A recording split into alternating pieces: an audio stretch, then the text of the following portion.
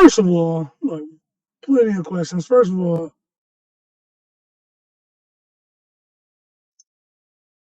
as unscrupulous as the move is, you got to hand it to the Dolphins. Like for real, we signed them to that obscure tag for 4.4 million, which technically at the time when we did it counted against the cap. I mean, it doesn't now, and we got a third round pick out of it. But Miami was just like, okay, we're not going to help the Chiefs. We'll give them 5 million, and it's just so you got to applaud. You got to applaud somebody stepping up and doing it because nobody else was going to do it. But on the flip side, like now I have to look at it and go, who's left? Kingdom? And it's obvious that I'm gonna get it. Karlaftis is not gonna be on the edge come passing downs. So he'll be moved to the inside with CJ. But who do we stick out there? I mean, I guess Chanel? Again, Kingdom, what I'm worried about is the fact that we go into the season assuming that we're gonna be okay when we didn't accumulate many pressures or sacks last year without the rookies, and you can't expect them to come in and be world beaters right off the bat playing in the SEC, Big Ten, or whatever, or not. Just like something Tony Gonzalez said in a little snippet video I saw, I can't remember what it was, welcome to the NFL, you're no longer special. You run 4.3, so does that guy and that guy and that guy. You know what I'm saying? You're all world in college on this, so is that guy and that guy and that guy. You know what I'm saying? And the rookies aren't going to know a lot of the tricks that the veterans have for them. And so there's going to be a lot of growing pains. Everybody's out there signing Jadeveon Clowney. Please don't do that. Please don't do that. Jadeveon Clowney hasn't been good since Alabama produced a good quarterback. Yeah, I'll give you that.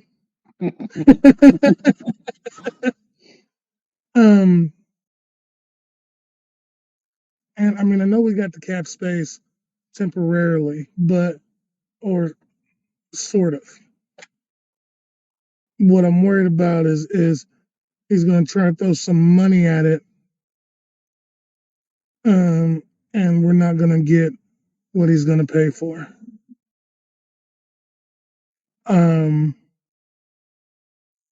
I know everybody assumed that he wanted to be here, but Ryan said something in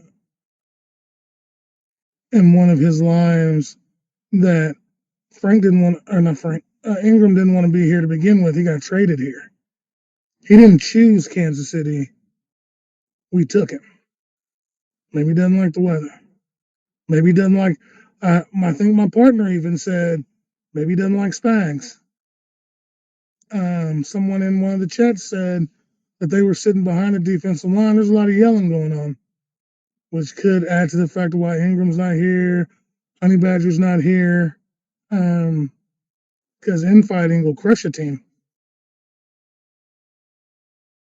In all, I went on this whole tirade or soliloquy really just to say I don't know what they're going to do now. Of all the free agents that are left, nothing like screams at me, hey, go get that guy.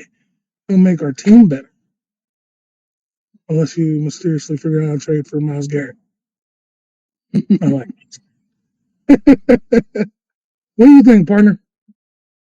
Well, I think Clark really wants to keep that first rounder, so I'd say Myles Garrett's definitely out of that. But it makes sense, and I'm gonna dabble into that a little bit, and I'll let you. Everybody's like, is he overstepping, telling Veach to not trade the 2023 draft pick? We're talking about Clark Hunt, the owner of the Chiefs, Brett Veach's boss, the guy who signs everybody's paychecks. No, he's not overstepping, guys.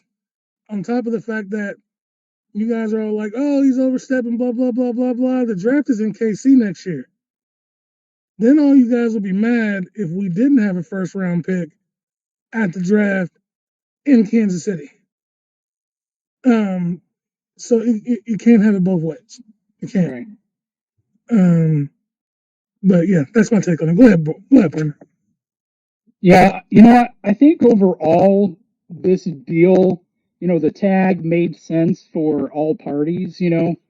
I would assume that Ingram didn't have hurt feelings over this because at the very least it set a floor for other teams to negotiate. They had to offer him more than 4.4 million or there was no reason for him to take their deal. So, this kind of made sure that other teams couldn't lowball him. And so and that they couldn't slow play him either, right? Like Beach talked about thinking that perhaps Ingram wanted a slow play so that he didn't have to participate in any activities until close to the season began.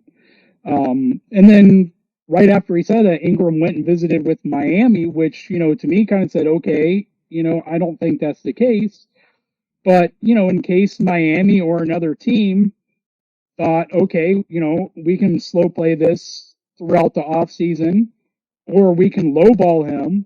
The Chiefs offering him this UFA ensured that neither one of those things happened. Someone was going to have to offer him more than 4.4 million, and they were going to have to offer it before July 22nd, or they weren't going to have a shot at him. So if I'm Melvin Ingram, I wouldn't have been mad at that, at all, because it puts pressures on other teams. But it also sets a floor for the Chiefs, to where would they have even offered him a contract?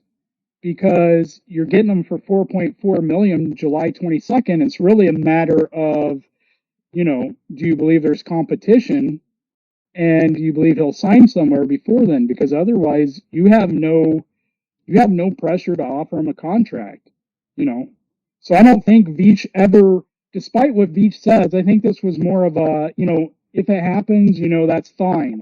But we're not going to proactively try to bring Melvin Ingram back, which is what I've seen in, throughout all this behavior. If it happens, fine, we'll take him back. We could use him, but we're not going to offer him more than 4.4 million, and we're not even really going to try to negotiate with him.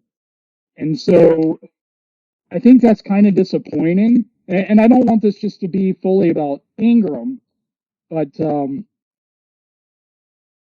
I think when you look at last year's pass rush, it was clearly terrible until Veach made the trade at the trade deadline and brought Ingram in.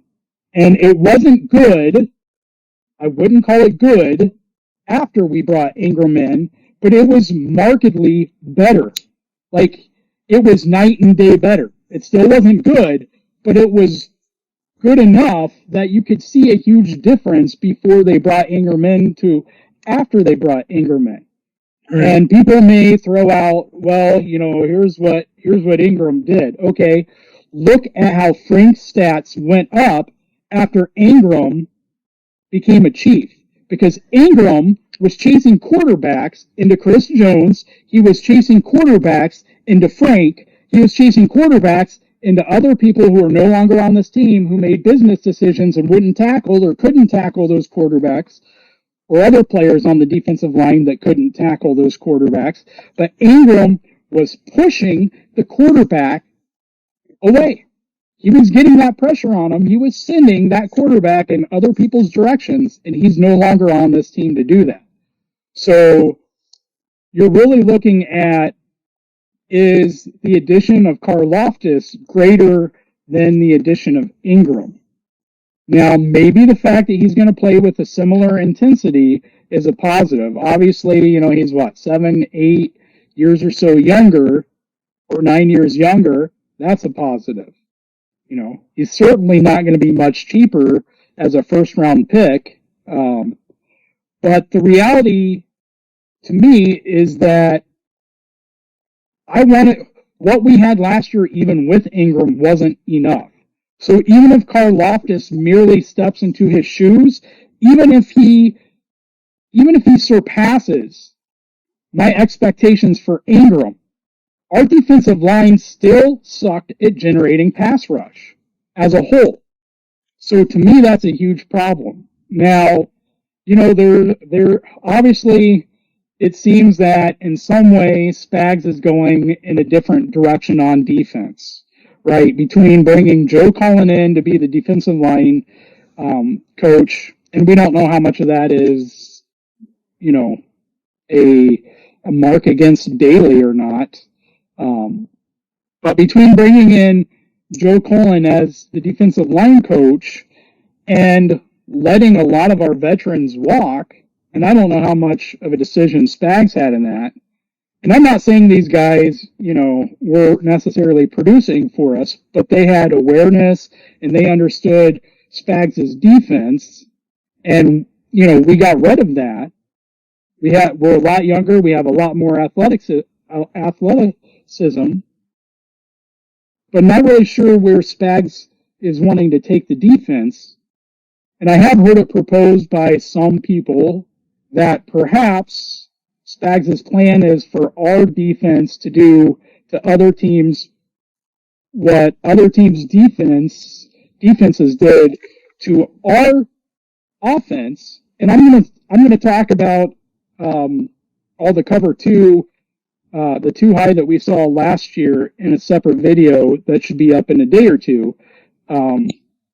But this whole idea that we invested in the secondary and linebacking crew because that's our plan, is to kind of do what Cincinnati did to us. And so the pass rush doesn't matter as much.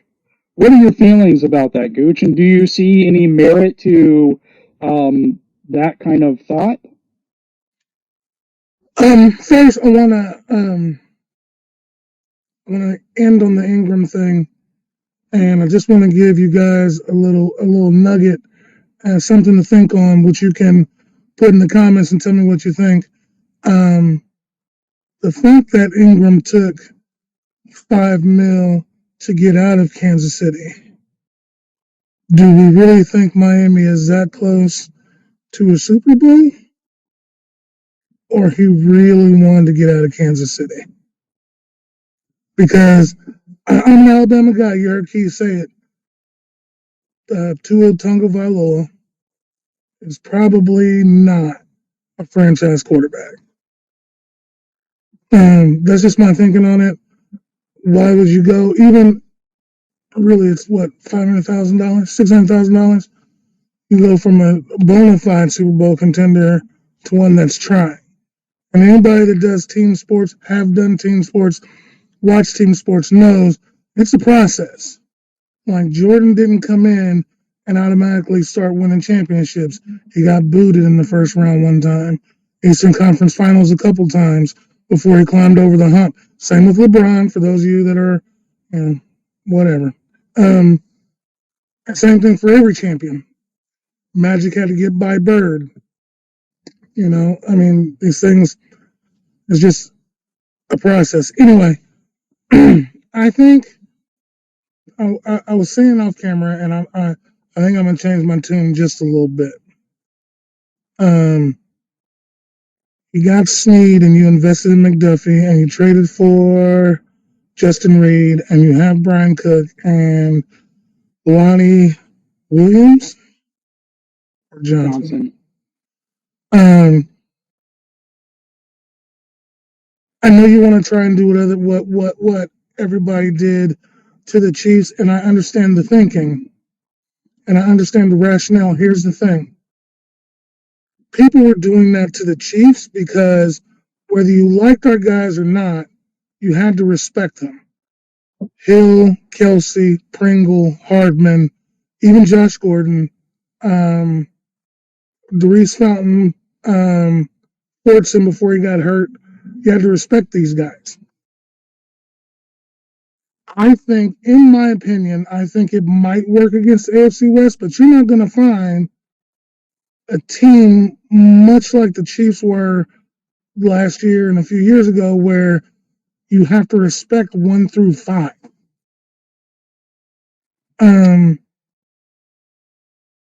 Maybe the Raiders because of Waller and Devontae and I can't think of who else they got now.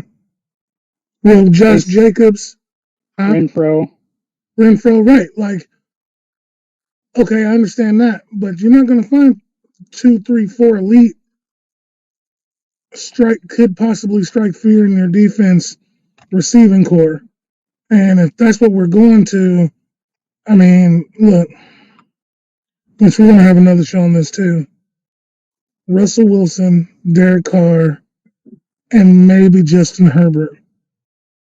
The difference between them and Patrick Mahomes is Mahomes still has that gunslinger mentality, and he has the it factor for sure, but he doesn't see a throw that he can't make and that he doesn't like. Why would he? First 4 years in the league, he's been super duper successful. I get it, but we have all preached: take the middle, take the middle, take the middle, take the short route. Those other three guys are gonna take it, especially Russ and Derek Carr. So I think if that's where they're trying to go, it's a really bad idea. Select few teams: Raiders, Bucks, Rams, Bengals, maybe, just because of their size. I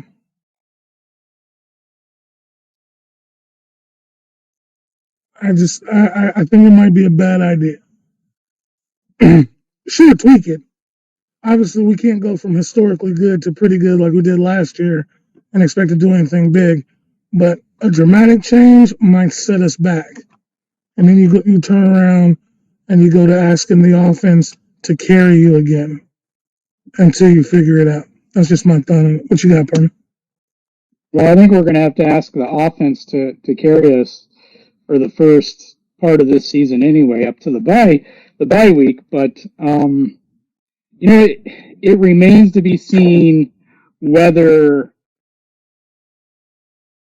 losing Tyreek and replacing receivers like DeMarcus and Pringle with upgrades on the whole makes the offense better or not, because then you have 3, 4, 5 options that are overall on average better than Tyreek, Nicole, Pringle, and Hardman, or with Pringle and Robinson. I mean, really, though, you have Hardman either way, so it's really about, is Tyreek, Pringle, and Robinson better on the whole than Juju and MVS and Sky Moore? Also, and two, on the flip side of that, like, those teams were dropping those 6 or 7 because they had their client does not put fear in them. And they knew that 90% of the time, unless it's a cold designed run, Mahomes is going to pull that ball out and he's going to try and throw it. When Clyde's averaging 3, maybe 4 yards a carry, nobody's respecting that. And if we turn around and try to do it, I mean, we're thinking about quarterbacks that we have to face. Think about the running backs we have to face. Guys who actually run the ball. I mean, we dropped 7 or 8. That means we dropped 7. That means in the front line, you've got 4. My run stopping ability last year was atrocious. What do you going to think it's going to be like if you're asking Bolton, Two Guns, Clark, CJ95, and Karlaftis 4-on-6 and still tackle the running back? I mean, it's not. Play to your strengths, guys. You got a strong secondary. Even with these rookies, everybody said the same thing: smart, violent, willing tacklers. You know what I'm saying? Which means no more business decisions. And if they're strong, play normal, because your guys are going to be there. You know what I'm saying? That's where I'm like, you're taking a chance. really trying to be like everybody else. What sets Kansas City apart in a lot of cases is we're not like everybody else. You know, they're trying to keep up with us, which is why every other talk show program is, did they do enough to keep up with the Chiefs? I mean, Yeah, and you're hitting on my second point, and that was that is a big difference between our team and a lot of other teams. Is the fact of the matter is, you can drop 7 or 8 when you know the Chiefs aren't going to hand the ball off, and so I mean it's a relevant thing, and we didn't, from my mind, upgrade the running back position enough. And who knows? Maybe Ely and maybe Pacheco are going to make this team and they're going to surprise us. But my desire is that your starting running back has the ability to create explosive plays. And this is another video that should drop sometime in the next week that I'm going to do. But for whatever reason, teams don't have to have that fear against us. Is our defensive line, is our front seven going to be good enough that we're going to be able to stop the run? Now, when we faced the Bengals last year, Joe Mixon was like the third leading rusher in the NFL. And, you start thinking to yourself, of course, Derrick Henry was hurt, right? And, of course, there's Jonathan Taylor. And I don't know who took Henry's role when he went down after Nick Bolton destroyed him the week before and he got injured. But, still, even if you knock Mixon down to 4, Joe Burrow had a top 4 running back and he had that running game. We're just not seeing it. And even if you go back and, I don't want to rob another video, but if you go back, because you hear the Brian Westbrook comparisons, and if you look at Westbrook's best seasons, rushing and stuff, it's nothing to write home about. So I think we have to decide, and this is getting into both sides of the ball here when it comes to the running game. And this is supposed to be a defensive video, so maybe we're going to have to do an offensive video just on this topic. But defensively, is Karlaftis going to be enough? Is having Chanel out there with Bolton? I mean, Chanel can just wreck a game. And we saw that Bolton can wreck the best running back in the whole NFL. So is the addition of Chanel with Bolton over Hitchens, over Neiman? We no longer have Hitchens there. We no longer have Neiman there. We don't have to worry about Sorensen coming into the box. And so, if we have Bolton and we have Chanel and we have Brian Cook dropping into the box, is that going to be enough? With Karlaftis, is that going to be an upgrade? Is Joe Cullen as the new defensive line coach, is he going to, together, is all of that going to be enough to upgrade our run defense to where we can do that and we can be effective? If that is what Spags is wanting to do anyway. And, we don't really have any idea right now. We'll have a pretty good idea, once we get to preseason games. Yeah, it's tough to call. It really is. I hope not. But I don't know. Like, this league is such a copycat league. And you think, oh, we did this to the best quarterback in football. But the best quarterback in football hasn't hit his prime yet. I mean, he's still working on his game.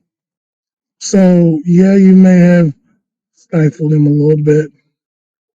He may have had some mental setbacks in the AFC Championship game because he didn't trust his guys, because his comfort pillows aren't Tyreek and Travis. But I don't think you change your team's defensive scheme based on that, because I really think this year Pat eats that up, because he was getting better at it until he tensed up when Cincinnati got close. And I don't think he tensed up thinking he's not big game, because look at all he's done beforehand And yeah, I watched another pundit say Patrick Mahomes doesn't play well in big games, but he does enough to win. And in the NFL, all you gotta do is win, baby. Put up 400 yards, 5 touchdowns every game. Put up 100. How many times did Alex win games with 187 and one? You know what I'm saying? 165 and two tubs. You know, I mean, you don't have to blow teams out. You just have to have more on the scoreboard at the end. And I think if you try to play every team like they're Patrick Mahomes, which is what every other team in the league did, I think it turns around and bites us in the rear end. I can see the merit either way. You kind of gave your argument for Tua there, right? He doesn't have to be Mahomes. He can just be a game manager like Alex Smith.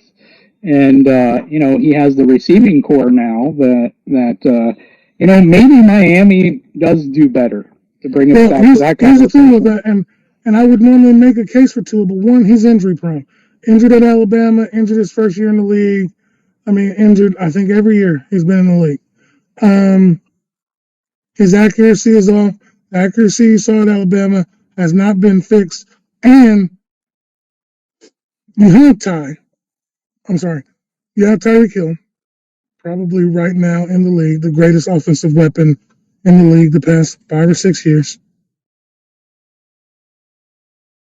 But if you don't have the arm strength to throw at 50, you negate that. And two, if they know you don't have the arm strength, see, the one thing that separates Mahomes, Herbert, Josh Allen, Derek Carr, even if you don't want to believe it, Russell Wilson, even Brady's long ball's gotten better, is those you have to respect the possibility that a 40 or 50-yard bomb is coming. You don't see that much out of Tua, so then it becomes keep everything in front of you and rally to the football. Now, see, I think you're making the case for doing that on defense because Miami specifically has, I believe now that they have Tyreek, has 4 out of the top 6 receivers in yards of separation within 2 seconds of the hiking of the ball. They have 4 out of the 6 best receivers at getting separation within the first 2 seconds of a play. Somebody's getting open. So what do you do there? The way teams played us, you drop 2 guys. They were dropping safeties 20, 25 yards back, right? So all of a sudden, after 2 seconds, can you get behind a safety who already has a 25-yard start on you? Here's the thing. And then you drop 5 or 6 other guys into short zones. You drop 5 or 6 guys into short zones, into the zones where the easy throws are. You only leave the windows and the hard throws, right? But then you still have time to break on those throws. So in 2 seconds, Tua's not getting anything if anyone plays a too high safety 25 yards. You drop 5 or 6 guys into shorter zones. Are they going to get the separation in 2 seconds? They're keeping the play in front of them that way. All right, so allow me to retort. There are 10 quarterbacks in the league who can probably process in 2 seconds or less, and Tua is not one of them. So you can have most amount of separation in 2 seconds, but if it takes you 2.5 to diagnose the play and then make your decision, you've given your DBs time to close the gap. Again, probably 10, and most of them are who I mentioned. Mahomes, Carr, Wilson, Herbert, Allen, Brady for sure. No more Drew Brees because he's retired.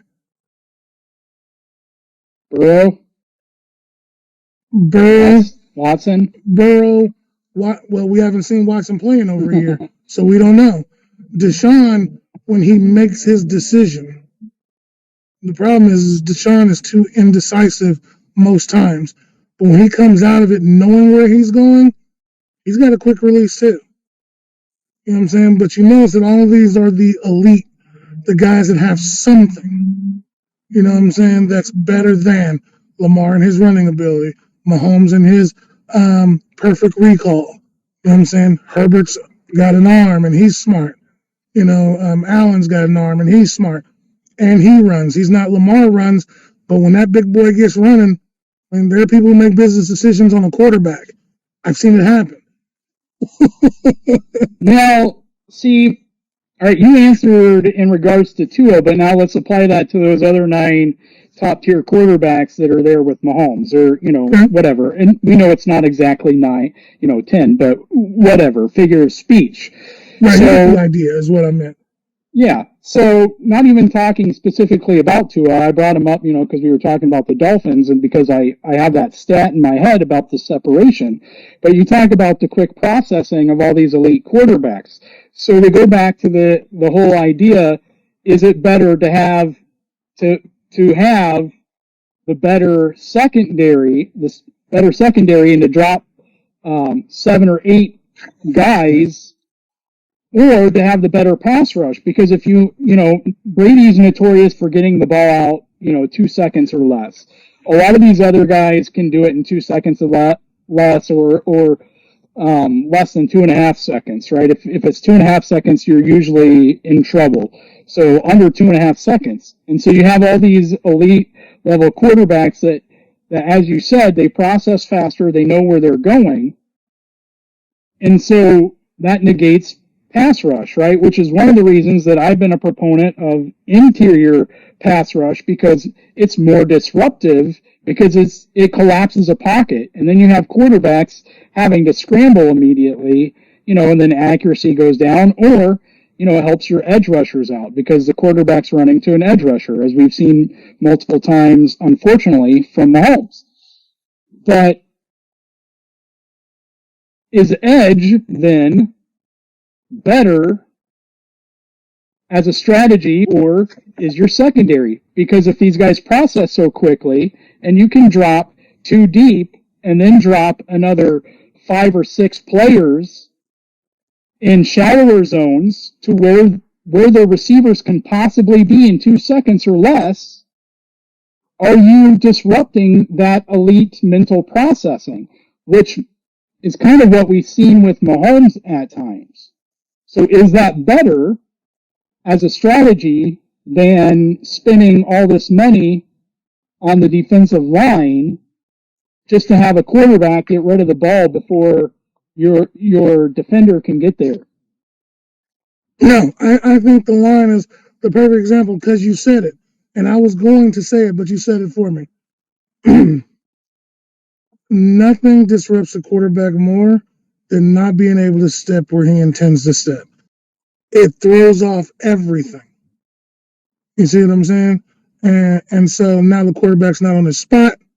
Now he's looking and he's rushing because CJ's almost there or he's getting close.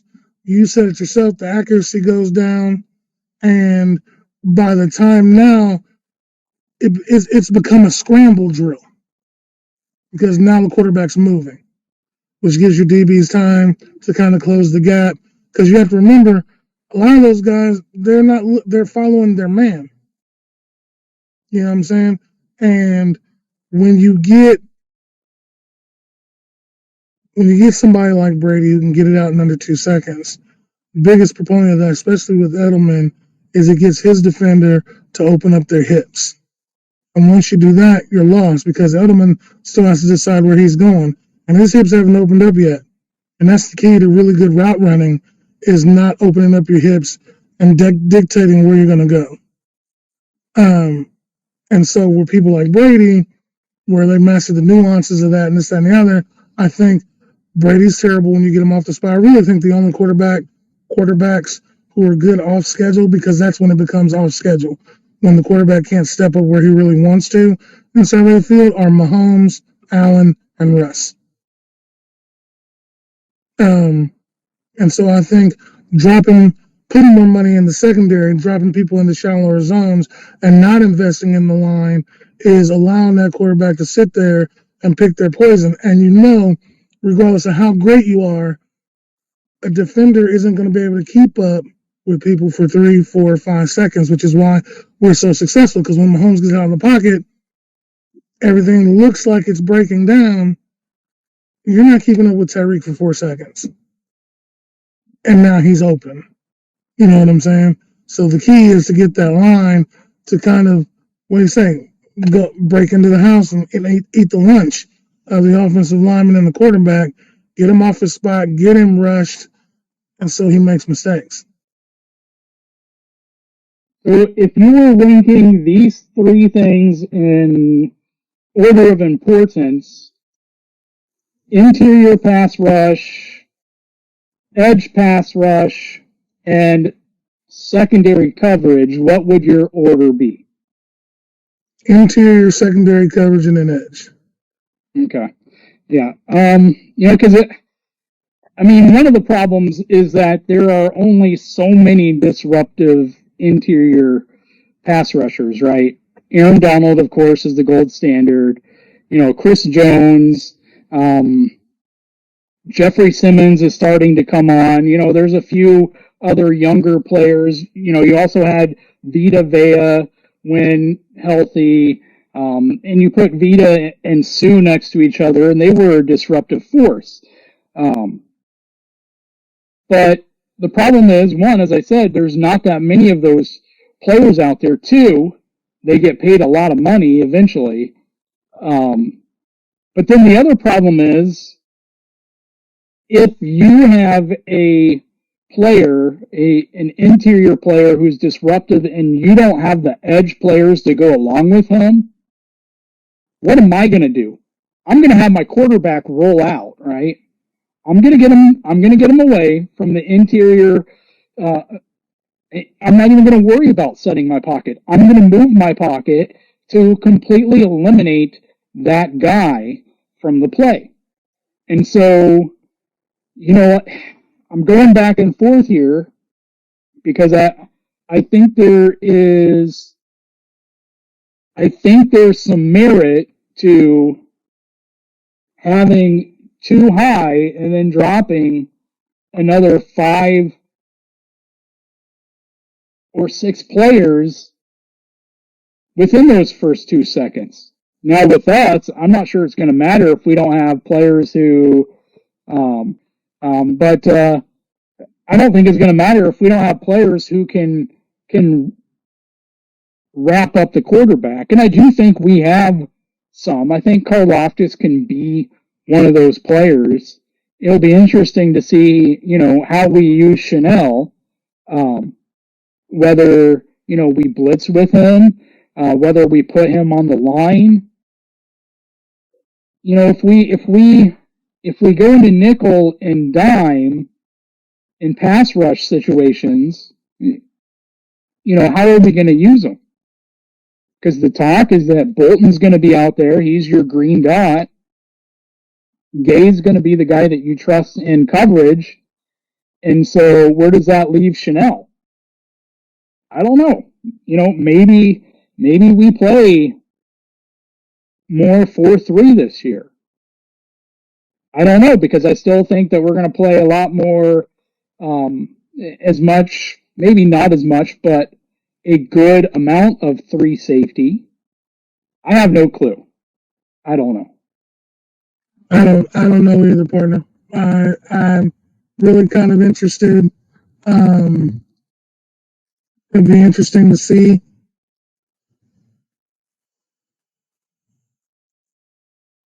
But I have faith in the almighty Reid.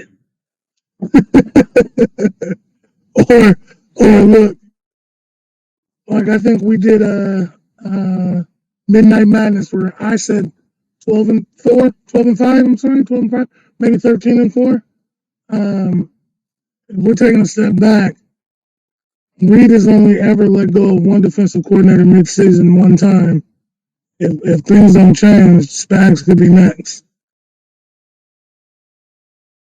Yeah.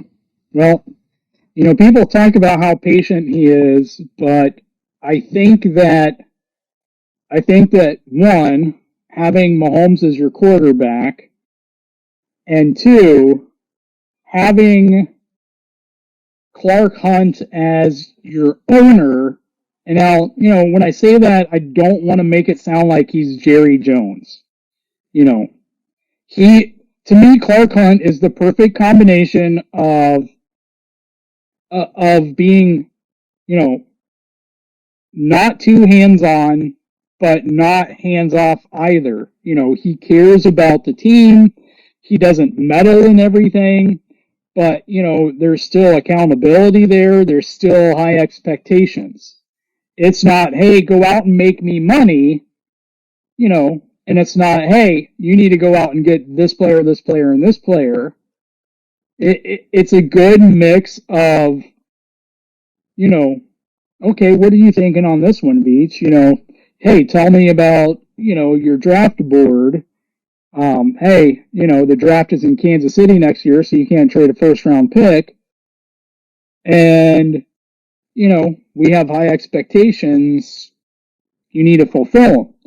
And, a lot of that's warranted. You write out a $500 million check for one player, and you're doing it with high expectations for the product on the field for the length of that investment. And so, anyway, Gooch, you got any final thoughts here before I wrap it up? Appreciate all you guys that came to check out me and the Mod Father and Keys on our thing. We're still RGR and we're still family. But you can expect more from us, especially on this channel. So, hey, this is just one or another. Oh, you know what? We're thinking of names. So I think this one should be called Chiefs Chat. What you guys think down in the comments? Let me know. We're coming up with names for a lot of stuff that we do. And fan input, we'll have a lot saying it. So I think that's all I got now. I'm going to shut up, which is hard for me to do when I'm always right. Now that I bit my tongue, we want to thank you guys who are subscribers. If you're not a subscriber yet, make sure that you subscribe. Make sure that you hit the bell notification there. Give us a like with this video.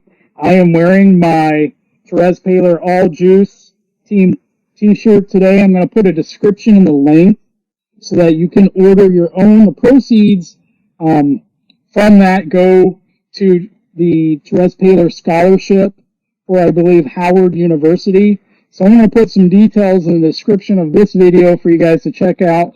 And I'll go back and I'll add that same link to all of the rest of our videos as well, so that you guys can support the Therese Paler Scholarship. We want to thank you, those of us from BAK. I want to throw out a big thanks to Ryan Tracy of RGR Football. As Gooch said, we're still with RGR. Ryan took a chance on us, and Ryan has been nothing but positive with us here, starting our own channel while staying with him, and we're really thankful that he's continuing and helping promote our channel. Also want to give a plug for all the other Chiefs content out there. There's a lot of great Chiefs content out there, like RGR, Locked On Chiefs, Big Chief Sean's channel, Kingdom Cast, the Dan Show, which is more of a generalized football channel, but it's by a Chiefs fan, and just a lot of great Chiefs content. You can find some more of that on our own page. We have featured channels for Chiefs channels and other stuff there. We have some special RGR episodes coming up. You can catch us the Roguehead Huddle. We have a playlist with our episodes to that'll take you over to RGR as well. And Gooch, I'm going to send it back to you to send us on home. Well, you guys know the drill. We appreciate anybody that comes and likes or watches our content, whether religiously or in passing. We appreciate every single one of you. Be looking for more stuff from me and Keys. Keys has Keys to the Kingdom, where he does his own thing. He talks about specific things. I do one unscripted, where I'm going to talk about anything and everything. I think the next one I'm working on is the Michael Jordan, LeBron James debate. Of course, Aaron is always around. All of us are in RGR. Support your content creators, especially if you're a Chiefs fan. We do a lot of Chiefs. Ryan is definitely analytics with his Chiefs. Subscribe to RGR. Subscribe here. Thumbs, likes, shares. Check out Big Chief Sean. He's over 500 subscribers, so we want to keep pushing that. And make sure you tell somebody you love them. Now's the time. Don't wait until it's too late. Everybody have a good night. Thanks, guys.